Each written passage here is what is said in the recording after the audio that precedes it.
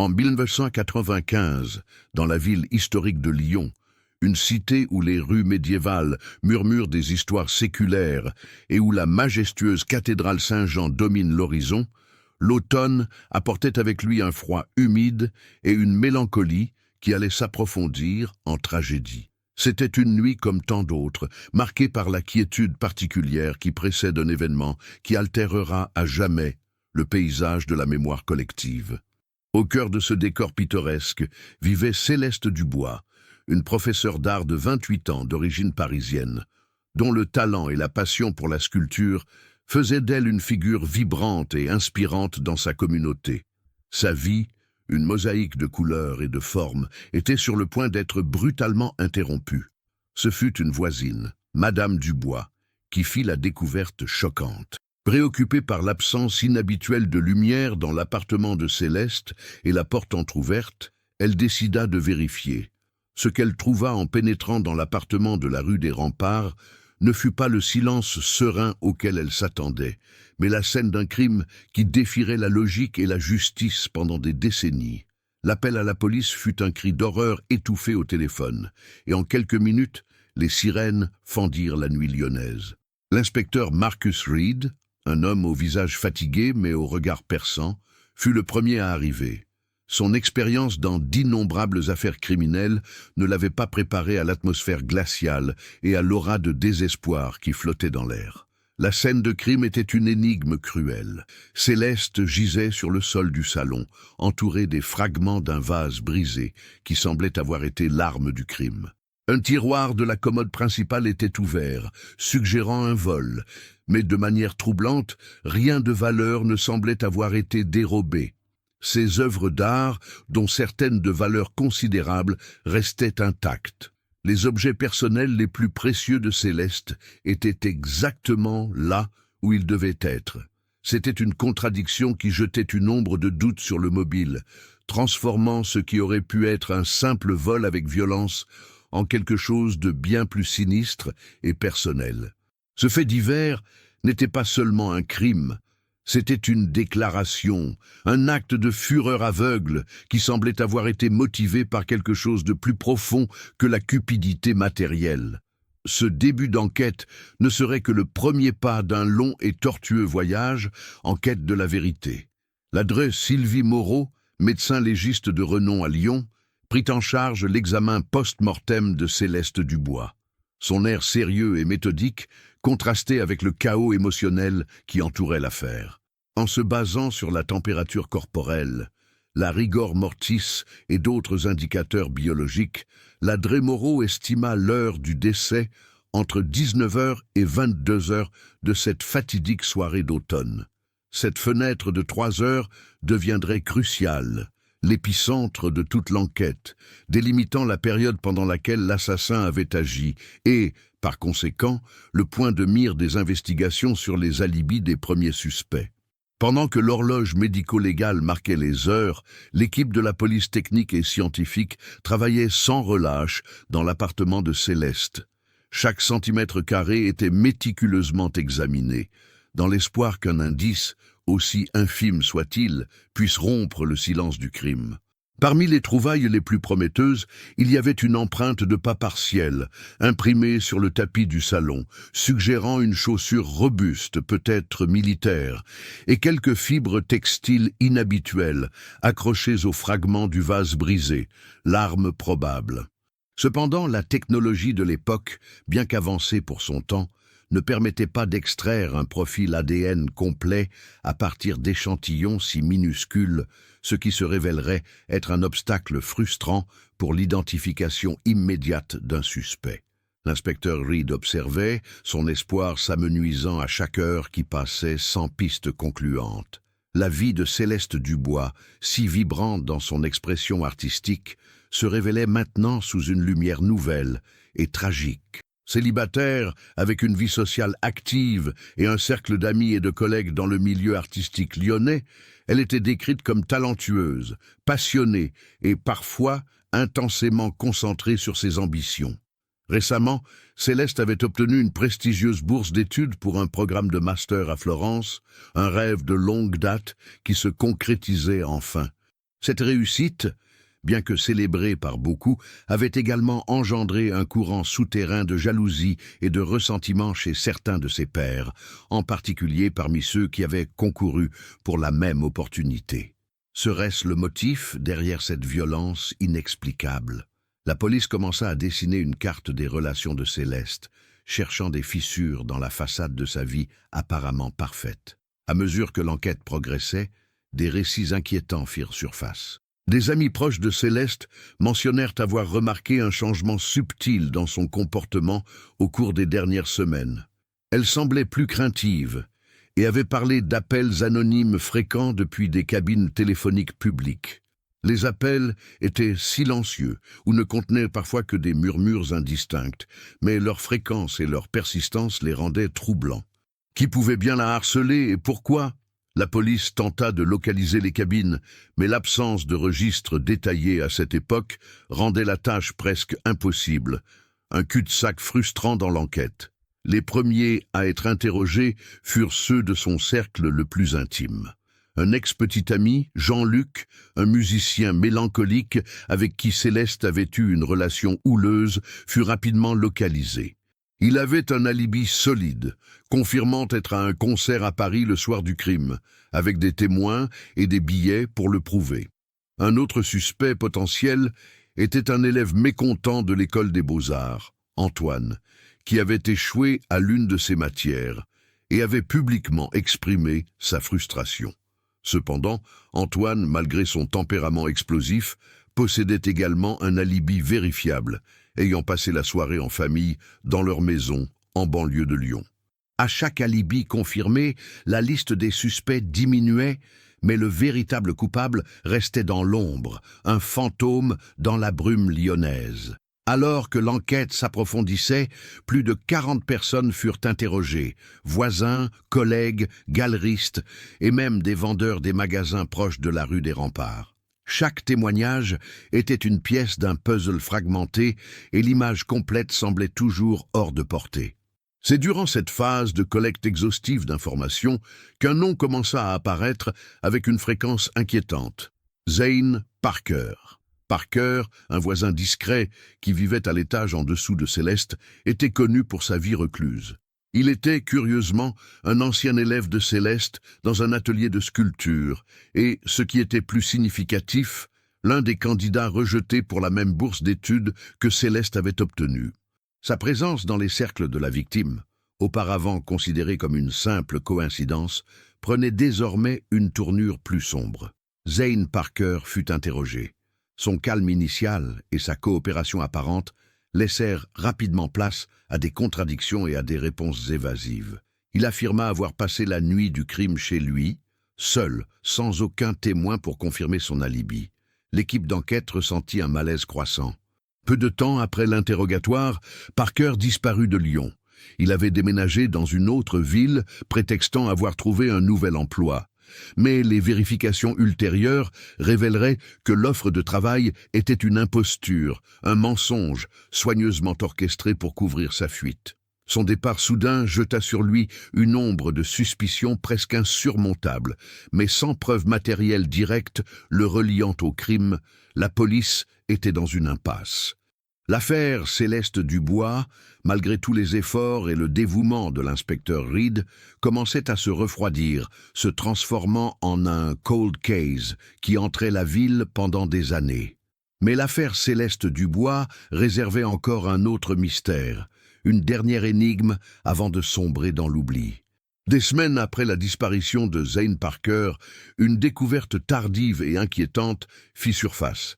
Les relevés téléphoniques de France Télécom révélèrent un appel passé depuis l'appartement de Céleste vers un numéro inconnu aux premières heures du matin suivant le crime. Cet appel post-mortem, comme on l'appela, ajoutait une dimension troublante à l'affaire. Qui aurait pu passer cet appel et dans quel but? La ligne était au nom de Céleste, mais il était impensable qu'elle l'ait fait elle-même. Était-ce l'assassin, retournant sur la scène du crime? Ou peut-être quelqu'un qui avait découvert la scène avant la voisine? La piste, bien qu'intrigante, ne mena à aucune avancée concrète. Le numéro de destination appartenait à une cabine téléphonique publique dans un autre quartier de Lyon, rendant la localisation impossible, une impasse qui frustra profondément l'inspecteur Reed et son équipe. À chaque nouvelle révélation sans résolution, l'espoir de trouver le coupable diminuait et l'ombre de l'impunité planait sur la ville. L'enquête, malgré des efforts continus et un dévouement sans faille, commença à perdre de son souffle. Les pistes s'épuisaient, les alibis se confirmaient et les quelques suspects restants ne pouvaient être directement liés au crime par des preuves irréfutables. À chaque porte qui se fermait, le sentiment de désespoir grandissait. 6 mois après la mort brutale de Céleste Dubois, avec la pression publique et médiatique retombant et les ressources de la police étant redirigées vers de nouvelles affaires, le cas fut officiellement classé comme non résolu. Un cold case était né. Une blessure ouverte dans l'âme de Lyon, une injustice qui criait vengeance. Le dossier de Céleste, autrefois un tourbillon d'activité, fut rangé sur une étagère poussiéreuse, rejoignant des centaines d'autres, un rappel silencieux d'un crime impuni. Mais l'histoire de Céleste Dubois n'était pas seulement celle de sa fin tragique, c'était l'histoire d'une vie vibrante, interrompue à son apogée. Sa meilleure amie, Sophie Moreau, une peintre avec qui Céleste partageait un atelier, la décrivait d'une voix étranglée par l'émotion. Céleste était lumière, joie de vivre. Elle voyait de l'art en tout, même dans les petites choses. La bourse d'études à Florence était le rêve de sa vie, le couronnement d'années de travail acharné. Qui aurait pu vouloir lui enlever ça ? Sophie se remémorait les longues conversations sur l'art, les cafés sur la place Bellecour et les projets d'avenir qui ne se concrétiseraient jamais. Pour elle, le vide laissé par Céleste était un trou noir dans la tapisserie de sa propre existence. Le directeur de l'école des beaux-arts, où Céleste enseignait, M. Henri Leclerc, un homme à la posture austère mais au cœur sensible, exprima également son chagrin et sa perplexité. Céleste n'était pas seulement une professeure, c'était une mentor. Sa passion était contagieuse, sa présence inspirante. Elle élevait tous ceux qui l'entouraient. L'idée que quelqu'un ait pu être jaloux de son succès est quelque chose qui me dérange encore profondément. Il confirma que Céleste était l'une des professeurs les plus aimées et respectées, mais admit que la compétition pour la bourse d'études avait été féroce, générant des frustrations parmi les candidats moins chanceux. Cependant, personne à l'école ne semblait avoir de mobile pour un acte aussi barbare. L'inspecteur Marcus Reed, malgré le classement officiel de l'affaire, ne parvint pas à se détacher du cas Céleste Dubois. L'image de la jeune artiste, le mystère de l'appartement et la fuite de Zane Parker le hantaient. Il persista, consacrant des heures supplémentaires, révisant le dossier pendant son temps libre, suivant de petites pistes que l'enquête officielle avait écartées. Il envoya les quelques notes anonymes que Céleste avait reçues, celles mentionnant les appels silencieux, pour une analyse graphologique. Le résultat fut non concluant. L'écriture était commune, sans caractéristiques distinctives pouvant pointer vers un individu spécifique, mais l'expert nota une certaine tension dans les traits, suggérant que l'auteur était sous pression ou déguisait son écriture. Cependant, sans suspect à qui comparer, la graphologie était une piste de plus sans issue. Malgré sa dévotion, Reed fut finalement contraint d'abandonner. La pression hiérarchique au sein de la police judiciaire était immense. Le chef de division devait libérer des ressources, clore des affaires. Un inspecteur ne pouvait pas rester indéfiniment bloqué sur un cold case, même si son cœur le lui dictait. L'ordre fut clair, le dossier Céleste Dubois était fermé, et Reed devait se concentrer sur de nouvelles enquêtes. Ce fut une décision douloureuse, une défaite personnelle pour l'inspecteur, qui sentait que la vérité était là, cachée quelque part, attendant d'être découverte. Il se promit qu'un jour, si l'occasion se présentait, il reviendrait sur l'affaire. Mais, pendant près de 3 décennies, le nom de Céleste Dubois ne serait qu'une entrée dans une archive, un souvenir amer d'un crime sans visage et d'une justice différée. La ville de Lyon, avec ses ponts sur le Rhône et la Saône, continuerait de s'écouler, mais le fleuve de la vérité pour Céleste restait stagnant. Près de 3 décennies s'écoulèrent. Nous étions en 2023, et l'affaire Céleste Dubois, un fantôme oublié sur les étagères poussiéreuses de la police judiciaire de Lyon, était sur le point de renaître. La ville, qui autrefois murmurait le nom de Céleste avec chagrin, s'était habituée au silence. Mais la justice, parfois lente, a une mémoire tenace. C'est dans ce contexte qu'apparaît l'inspectrice Clara Rousseau, une jeune et ambitieuse enquêtrice de la division des affaires non résolues, une initiative de mémoire judiciaire créée pour donner une voix à ceux qui ont été réduits au silence. Poussée par les nouvelles possibilités offertes par la technologie moderne, Rousseau décide de revisiter le mystère de Céleste, sentant que, d'une manière ou d'une autre, l'affaire l'appelait. Son immersion dans l'ancien dossier fut méthodique et profonde. Elle lut chaque page, examina chaque photographie, cherchant non seulement des faits, mais aussi les émotions et les lacunes que le temps avait obscurcies.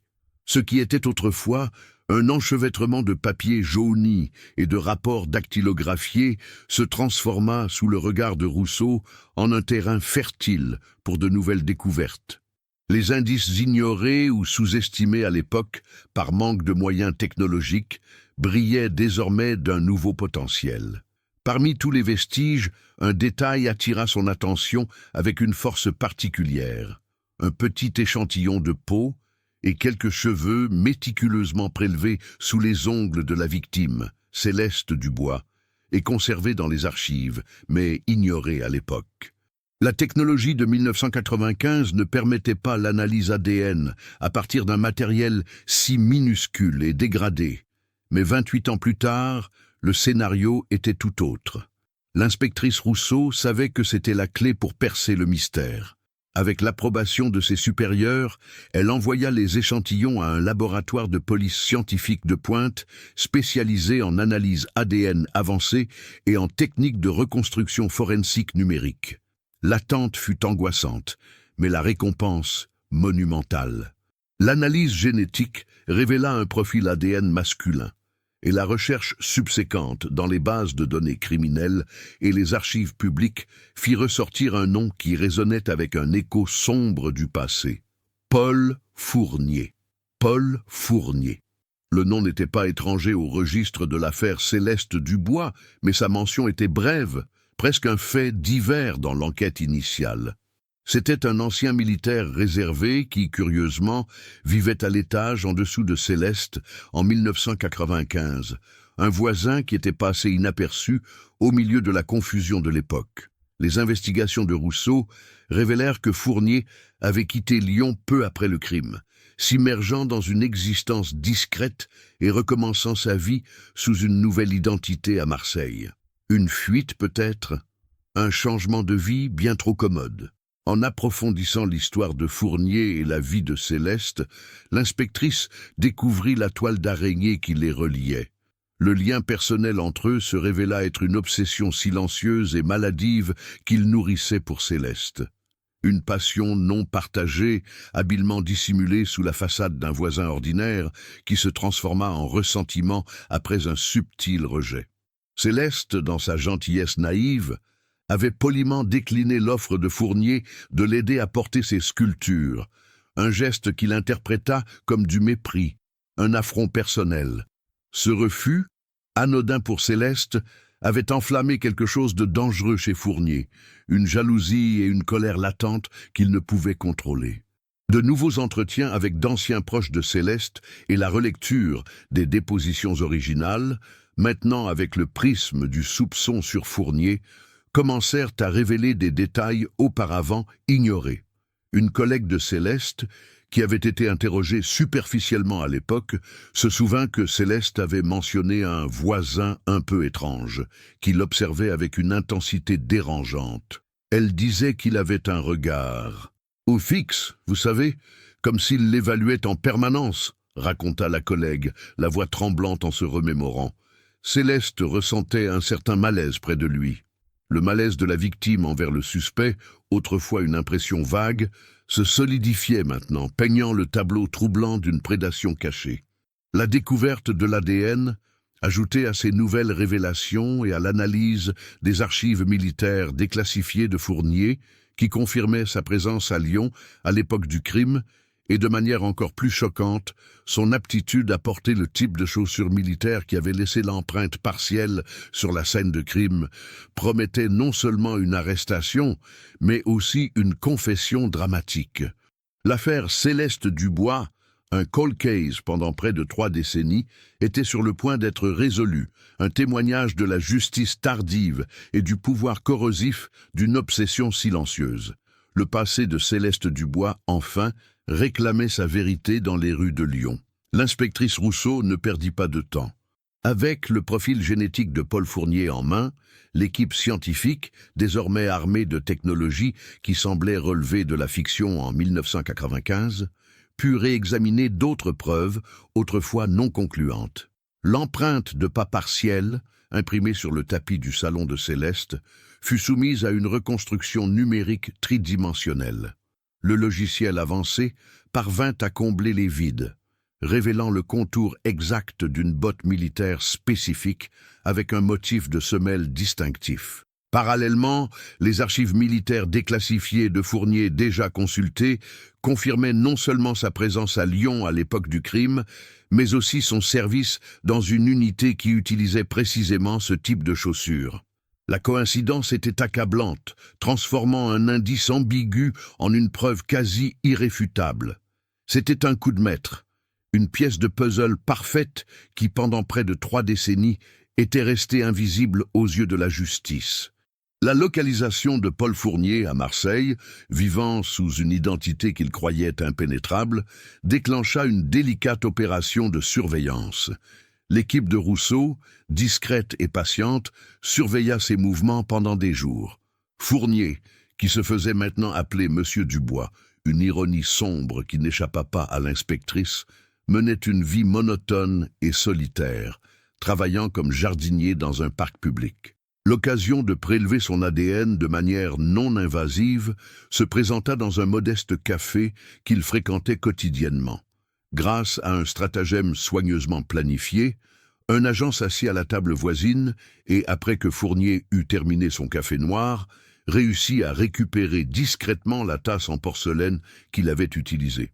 L'échantillon, envoyé d'urgence au laboratoire, confirma sans l'ombre d'un doute l'ADN retrouvé sous les ongles de Céleste Dubois était bien celui de Paul Fournier. La vérité, enfin, commençait à émerger de la brume du temps. L'arrestation de Paul Fournier fut exécutée avec précision. Par une matinée grise à Marseille, alors qu'il taillait des rosiers dans le parc, une équipe de gendarmes s'approcha silencieusement. La scène fut dépourvue de drame cinématographique, mais chargée d'une tension palpable. Fournier n'opposa aucune résistance. Son visage, marqué par des années de vie recluse, n'exprimait ni surprise ni peur, mais une étrange résignation. Il regarda simplement les inspecteurs avec un regard vide, comme s'il savait que ce moment, le moment de la vérité, était inévitable. « Je sais pourquoi vous êtes là », murmura-t-il dans un français presque inaudible, la voix rauque, admettant implicitement sa connaissance de l'affaire Céleste Dubois, un nom qui, malgré tous ses efforts pour l'effacer de sa mémoire, le hantait encore. Lors de l'interrogatoire, Paul Fournier, confronté aux preuves irréfutables, l'ADN, l'empreinte, les nouveaux témoins, commença à dérouler le fil de son obsession. Sa confession fut d'abord partielle, une série de demi-vérités et de rationalisations tordues. Il parla de la beauté de Céleste, de son talent, de la manière dont elle illuminait n'importe quelle pièce, même les plus sombres. La passion qu'il nourrissait pour elle, silencieuse et non partagée, s'était transformée en un poison lent, lorsque Céleste, avec sa gentillesse naturelle, avait décliné son offre d'aide. « Elle m'a méprisé », dit-il, la voix montant d'un ton. « Elle ne me voyait pas. Je n'étais rien pour elle, alors qu'elle brillait. La jalousie pour la bourse d'études, le rejet perçu, tout cela s'était mélangé en un cocktail explosif de ressentiment et de fureur. Il décrivit les appels anonymes, sa tentative pathétique de s'approcher, d'être remarqué, même si c'était pour susciter la peur. Ces murmures indistincts étaient les mots de son propre esprit malade, projetant sa rage et son désir incontrôlable. L'équipe de Rousseau, Avec une patience chirurgicale, le guida à travers les détails de cette nuit fatidique. Fournier admit finalement être entré dans l'appartement de Céleste. Il voulait la confronter, lui faire comprendre ce qu'il ressentait. La discussion dégénéra rapidement. Le vase brisé, confirmé comme l'arme du crime, fut utilisé dans un accès de rage incontrôlé. Il nia avoir eu l'intention de voler, expliquant que le tiroir ouvert n'était qu'un geste impulsif pour masquer le véritable mobile, pour faire croire à un vol, un crime de circonstance et non un acte de passion maladive. Les preuves finales, comme les empreintes digitales partielles trouvées sur les fragments du vase, désormais analysables avec des méthodes modernes, et une ancienne vidéo de surveillance d'un magasin voisin qui montrait Fournier marchant à la hâte dans la rue des Remparts, peu avant l'heure estimée du décès, scellèrent son destin. L'affaire Céleste Dubois, après 28 ans de silence, avait enfin un coupable et une histoire derrière la tragédie. Le procès de Paul Fournier débuta en 2024, dans un tribunal bondé à Lyon, où l'émoi et la curiosité se mêlaient à la douleur de la perte. La sœur de Céleste, Solange Dubois, une femme qui portait le fardeau du deuil depuis près de 3 décennies, livra un témoignage émouvant. Sa voix, étranglée par l'émotion, dressa un portrait vivant de la joie de vivre de Céleste, contrastant brutalement avec l'image sombre de l'assassin. Céleste méritait de vivre. Elle méritait de réaliser ses rêves, déclara-t-elle en regardant droit dans les yeux de Fournier, qui resta impassible. L'accusation présenta des journaux intimes trouvés au domicile de Fournier, révélant une obsession troublante et les plans méticuleux qu'il avait échafaudés pour s'approcher de Céleste, culminant le soir du crime.